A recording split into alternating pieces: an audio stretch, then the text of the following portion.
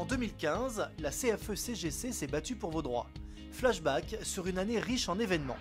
Et on commence l'année 2015 avec le projet de loi Macron pour l'activité, la croissance et l'égalité des chances économiques. Un des volets porte sur le Conseil de prud'homme. Dans quelle mesure le droit du travail sera-t-il impacté? La CFE-CGC fait part de ses craintes en redoutant notamment l'arrivée d'une justice à deux vitesses. En février, c'est la loi Rebsamen relative au dialogue social et à l'emploi qui fait parler d'elle. La CFE-CGC réclame un dialogue social plus efficient et de proximité.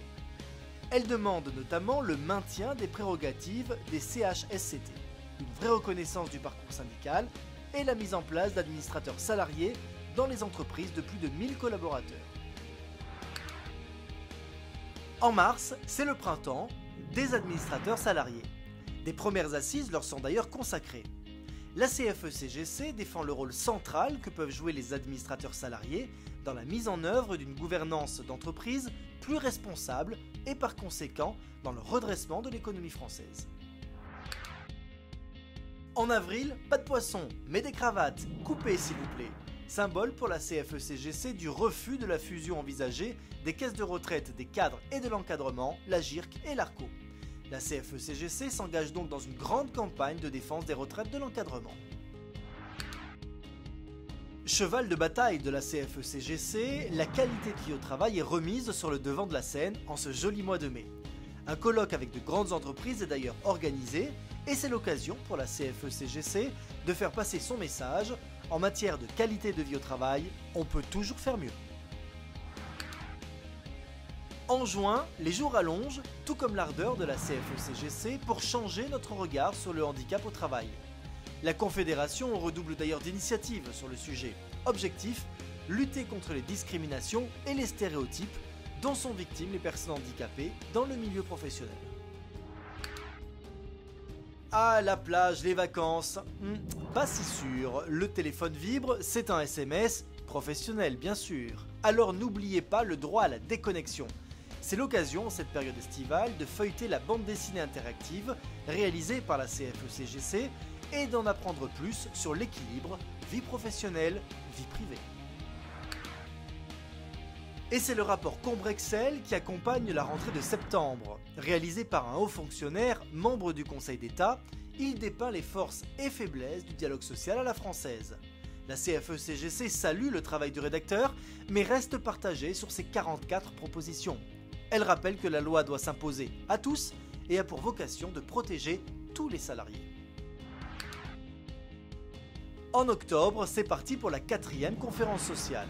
La CFE-CGC se fait entendre et fait part de ses propositions pour l'emploi au président de la République et au gouvernement. À l'issue de ce rendez-vous social, votre syndicat, par la voix de sa présidente, en appelle à une clarification de la feuille de route remise par le gouvernement. Second événement majeur de l'automne, l'aboutissement des négociations sur les retraites complémentaires à GIRC-ARCO. La CFE-CGC, partenaire social responsable, signe l'accord. Sans accord, les retraites de tous les cadres auraient été amputées de 12% dès 2018. Vous avez dit COP21 ? En novembre, la conférence mondiale sur le climat se tient en France et pour la CFE-CGC, il y a urgence à mobiliser les citoyens et parmi eux les salariés.